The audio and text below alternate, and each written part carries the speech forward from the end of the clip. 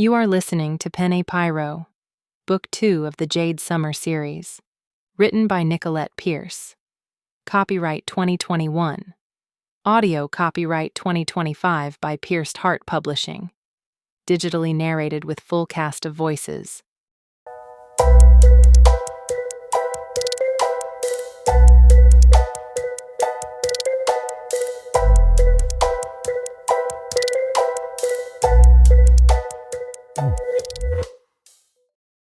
Chapter 22.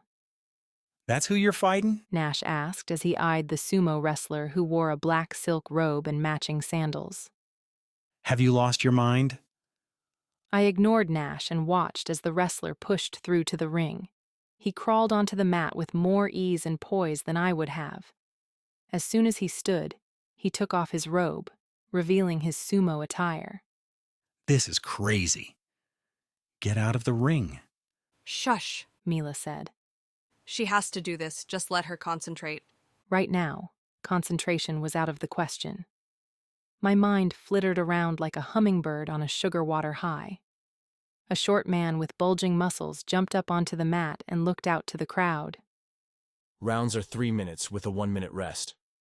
The fight continues until someone is out of the ring or is knocked out. I suggest going out of the ring, Mila said to me. She doesn't have to worry about a knockout. Kobe said. He's a sumo wrestler, not a boxer. But I would do that circling thing I was talking about. The man hopped down, and a bell dinged. Quickly turning to face the wrestler, I saw him slam one foot down and then the other. He then crouched, indicating he was prepared. Suddenly, running in circles seemed like the best plan. As long as I stayed out of his reach, he couldn't hurt me. I waited for him to step closer to the middle of the mat before I began my run. At first, he seemed surprised at my tactic, but it didn't last long. After 2 laps, he paused and then charged at me with both palms out. A quick 2-step, and I was out of reach and running the perimeter. On one of my passes, he swung out his meaty arm, nearly connecting with my stomach. "I can keep running all day," I said, even though I was already winded. "Or you can take a fall and roll out of the ring. It'd save us both some time." His expressionless face gave me his answer. He turned opposite of my circling path and blocked me. Nearly tripping on my feet to scurry away, I raced to the opposite corner. Okay, so running in circles around him only worked if he was cooperative.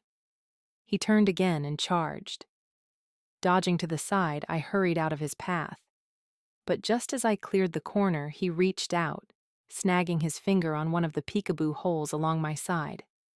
The sound of fabric ripping had us both halting.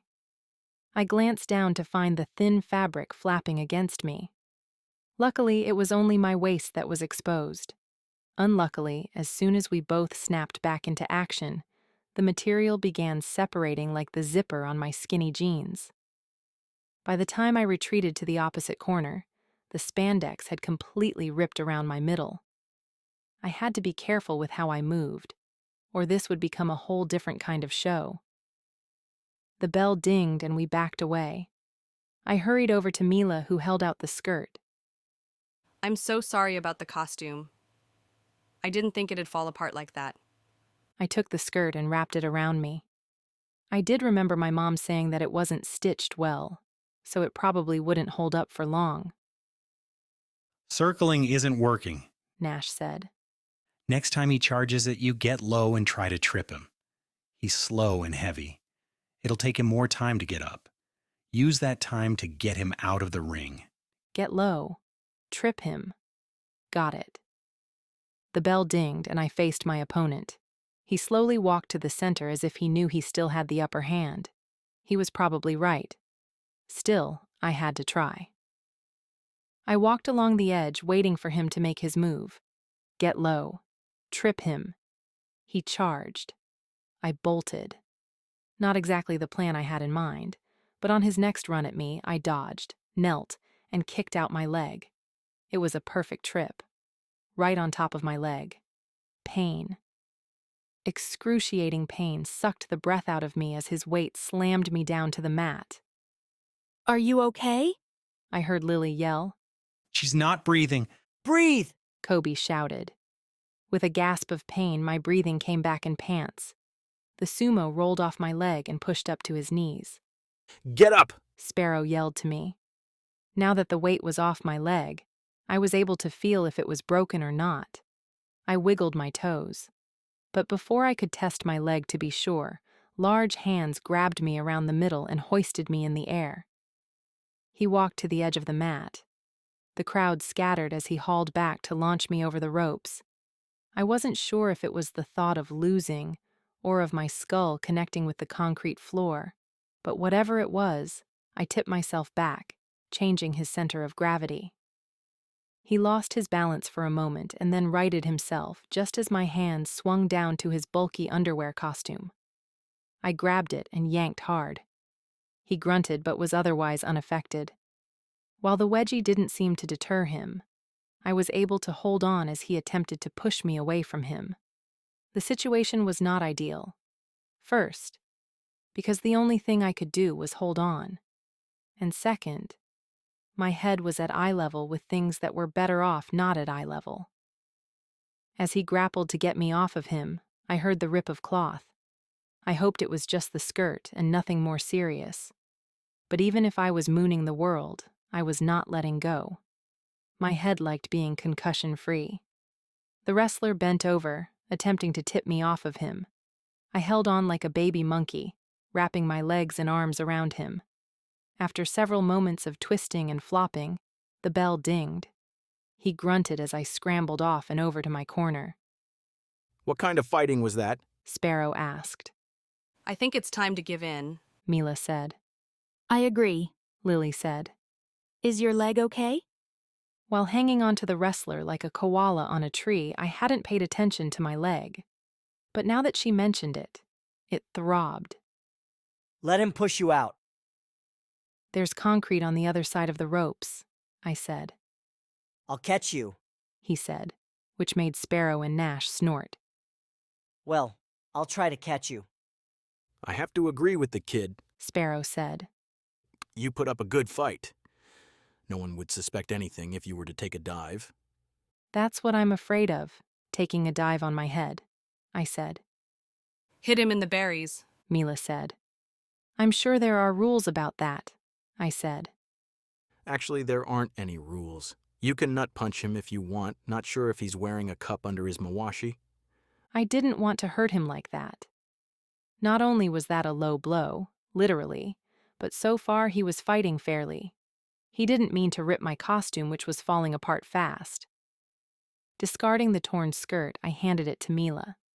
Nash took off his shirt, revealing a mile of rippling abs that dazed me for a second. Wear this, He said, tossing the shirt to me. I grabbed the soft t-shirt and pulled it on just as the bell dinged. Weary and sore, I hobbled forward and waited for the wrestler to make his move. But he didn't. He stayed rooted to his spot, just off-center. He was waiting for me to make a move. Had my leg felt okay, I might have tried to run at him, but I was not going to run if I didn't have to. Climb the ropes. Kobe said. You can jump on him. Climbing the ropes didn't sound like a good idea either. I took a step to the left. He mirrored me, always staying opposite. Was he afraid of me? Or waiting for me to lose patience and make a dumb move? Probably the latter. Every time I stepped one way, he kept pace and moved away. And when I was getting tired of shifting around the ring in an endless loop, he stopped, and then charged. I scrambled to get clear, but I was caught off guard. His palms slammed into my shoulders, flinging me back into the ropes. I gripped them as he charged again to send me over the edge. Wrapping my arms and legs around the rope, I held on as he pushed against me. The rope stretched and strained. My body seized and wouldn't allow me to let go even as I was jostled and bounced. He pulled back on the rope like a slingshot. I saw my fate in an instant, splattered like a bug on a windshield. I quickly let go at the same time he let go of the rope. As I fell to his feet, I wrapped my arms around his legs for fear he would try to hurl me out again. He stepped and faltered. Arms wheeling in circles, he started a slow fall to the ropes. The ropes flexed as he bounced into them. Just as his knees crashed onto the mat, I slipped my arms away and rolled to the side. He was down and vulnerable. Hopping to my feet, I lunged forward, pushing him from the rear. I had a palm flat on both cheeks. He didn't budge. I tried to find purchase on the mat to give me leverage, but nothing I did made the man move. There was no way I was ever going to win this. The ropes kept him inside, and I wasn't strong enough to pick him up as he did to me. I had to call it a loss and take the concussion. The fury and annoyance of having to be in this predicament had me reacting before I knew what I was doing. I hauled back and gave the man a stinging swat to his butt. He yelped and shot forward. He swung out to grab the ropes, but his momentum was too much. The ropes stretched as he fell through them. I stared out at the crowd that parted for the falling sumo. The short man returned to the mat, declaring I was the winner. I won? Because I slapped a large man on the ass? It seemed impossible, and yet I was in the ring, and the wrestler was pushing himself off the hard floor. Once standing, he bowed to me and then snatched his robe. You won! My channel is going to explode after I upload the video. I glared at Kobe. Or not. Definitely not. I limped over to the side of the ring and let Nash assist me to the floor. I can't believe you spanked that guy. I didn't mean to. It just happened, And you're 20,000 richer for it. Sparrow said. Give me a couple of days to get the money squared away. 20,000. It seemed too good to be true. I could pay back Mila, get some clothes, buy a new scooter for the restaurant. Mila squealed and hugged me. Aren't you excited? I'm numb, I said. Now that the adrenaline was wearing off, all I wanted to do was shower and take a nap. Let's get out of here. Lily said. This place gives me the creeps. I'm never buying my spices from here again. I agreed with Lily. Looking at Nash, I asked, "Do you mind if I borrow your shirt a little while longer?" He smiled. Not a problem. I have a great idea. Come to our place. Jade can change and give you back your shirt, and then we all can go to breakfast. He glanced at me for approval before saying, I'd like that. Mila looked at the rest of the group. Anyone else up for breakfast? Kobe shook his head. I have to edit. I'm going to be busy for a couple of hours. I can't either, Lily said, but I'll see you at work later. and Sparrow darted away. His glittery bottom sparkled like a disco ball as he rushed up the stairs. I'll take that as a no. Mila said. If it's not illegal, he's not really into it, I said. We followed the remaining crowd up and out to the sidewalk. The smell of fresh air perked me up a little. As Mila and Lily walked ahead, Nash slipped his hand in mine and then glanced at me for approval. Holding hands tiptoed over the friendship line, and he knew it. I'm okay with the hand-holding for now, I said, but only because I feel a little lightheaded.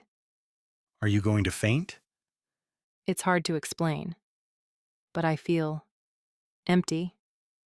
I was sure that wasn't the right word, but it was kind of how I felt. My energy was drained, my mind had flatlined, and I just felt, well, empty. Do you want me to carry you? Don't be ridiculous. Just don't sprint down the sidewalk and I'll be fine. Deal. We walked in silence until he said, So, do you do this stuff often? Do you mean fighting with a sumo wrestler in an underground gambling ring? Yes. No. This was a stunt Kobe pulled that got out of hand. Now that it's done, I'm never getting in another ring again. You actually did rather well considering your opponent was a heavyweight. Thanks. Now, drop the subject. I want to pretend like it never happened. I'm going to delude myself into thinking it was just a dream. Think it will work? I shook my head. Never.